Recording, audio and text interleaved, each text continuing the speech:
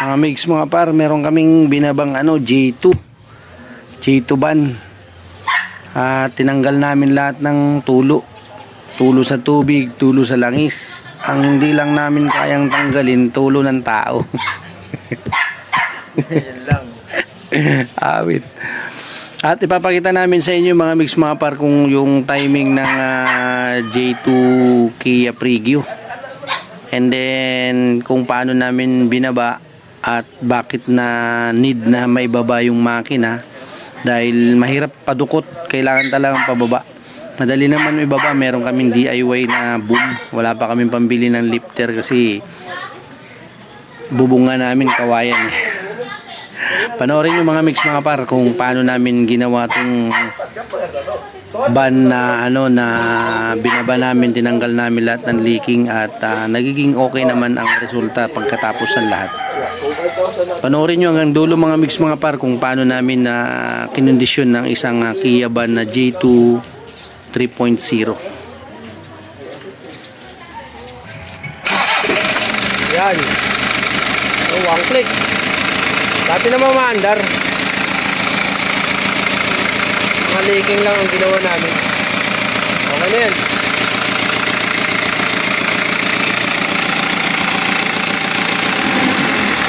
Tining. Mission accomplished.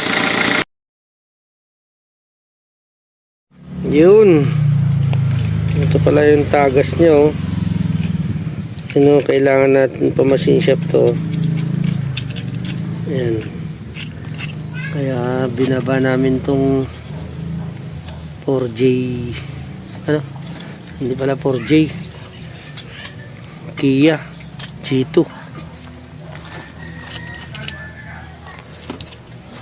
Dahil iba yung tagas niya.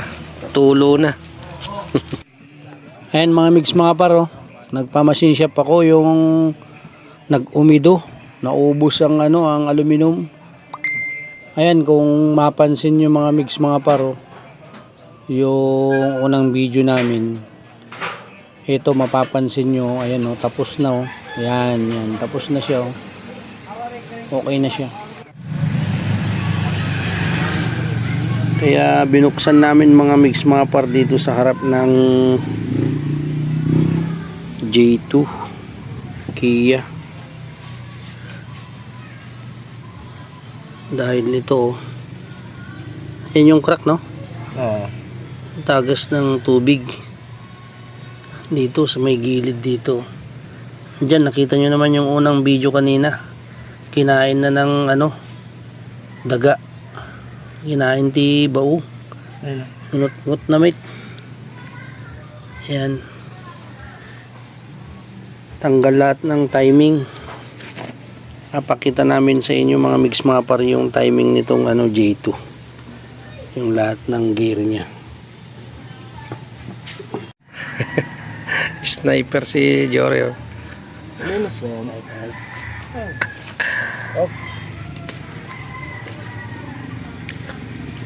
Nakabit tayo ng ng timing ng Kia J2. Mamaya mga mix mga par, sasabihin ko, ituturo ko kung nasaan lahat yung mga timing nito Ayan, kita nyo naman mga mix mga par yung unang video namin, kalas yan Kaya kinalas namin to kasi dito sa may water pump na to, ang pakay lang namin dito yung kanina yung kinain ng bao, daga.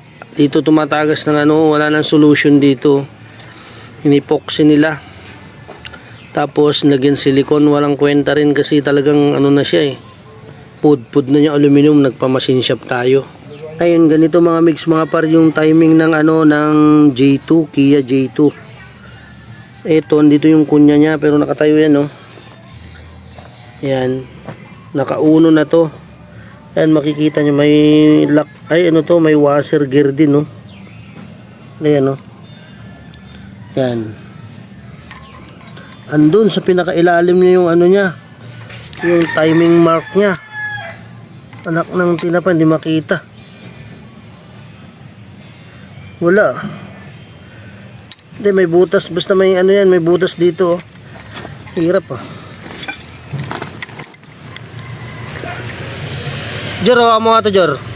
Para makuha yung video. Doon sa kabila, sa kabila. Papakita ko yung ano, yung timing mark dito sa may crankshaft. Yan naman mo yan. Kaya lang wala din makita. Yung butas? Oh, ayun na yung butas, ayun na yun. Dalawa. Hindi, sa ilalim. Dali. Dali lang ha. Ayun o, may butas dun o. Ayun o, butas yun. Yun, yung sa ilalim, ayun o. Yan, butas yan. Yan, igigitna nyo lang yan yung butas dyan o. Yung dalawang timing mark dito, yung butas yan sa crankshaft, ay igigitna lang yan. Ayun, lahat ng arrow nyan, ayun o, papunta lang dito, pag ganyan lang lahat o. Ngayon, ganun din dito, sa isang gear, bang gear to, mga guide gear lang. Ito naman yung gear ng injection pump. Yan, ganun din yan. Pag isang butas dito, sa gitna lang yan. Parang akala nyo mga mix mapar na hindi nakagitna, no? Pero ano ko yung video, ayun o. Bababa ko, ayun o. Nakagitna siya o. Ganyan lang. Lahat hanggang dito sa may, ang tawag dito? Camshaft to na? Nasa gilid yung camshaft niya eh. Ganun din yan. Pag isang butas dito, timing mark niya, pag dalawa dito, gigitna nyo lang to. Parang hindi gitna pag hindi naayos yung video, pag binabang ganun, kasi pilipit yung gear niya eh, no, nakagitna siya. Ayun lang siya. Ayan, okay na yan. Pag salpak nyo yan, ay under na yan. Ayan mga mix mga paro, buo na siya.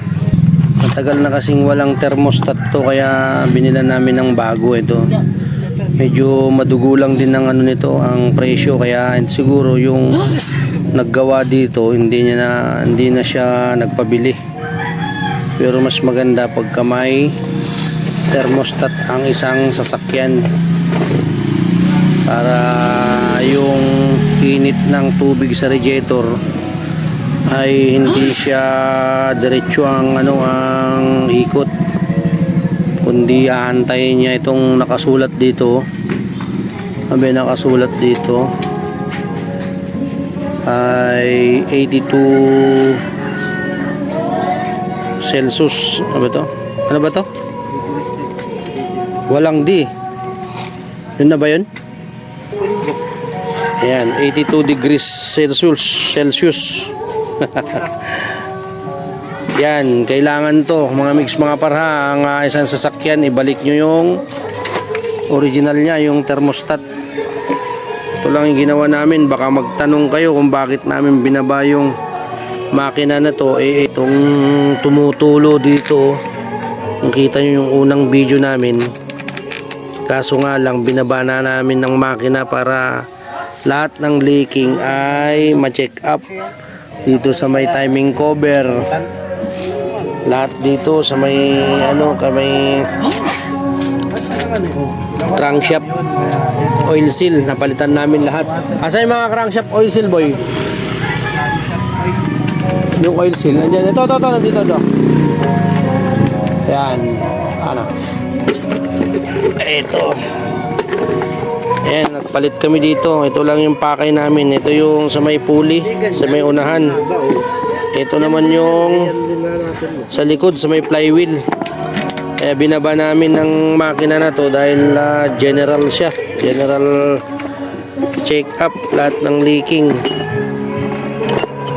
Pinalitan din namin yung mga gasket dito sa may exhaust. And then dito sa may intake. Ayan, mga bago yan. Ayan. Yan lang yung namin, yung concern namin dito sa G2 Kia Preview. Ito yung diskarte namin mga mix mga paro sa mga van. Yung dinadown, wala kami kasing pang bili pa ng lifter eh. Itong boom namin, di kalas yan, no? Ayan, tatanggal tong tubo na to. Ayan, Kakawit dyan para ito sa van ay maano siya, makalas, may pasok mo tong boom para yung chain block makapagpwesto siya. Ayun, no, naipwesto na namin yung makina. Ganyan din yung pagtanggal namin.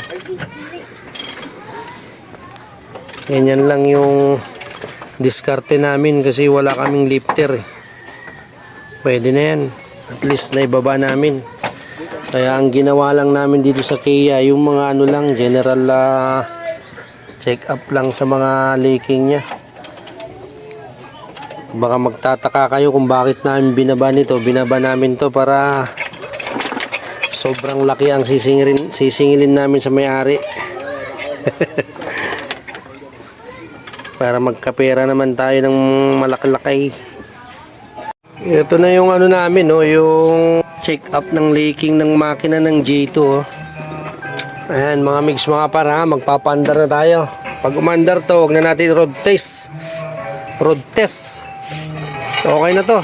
Pag umandar. Yan. Oh, one click. Dati naman maandar. Mga leaking lang ang ginawa namin. Okay na yan.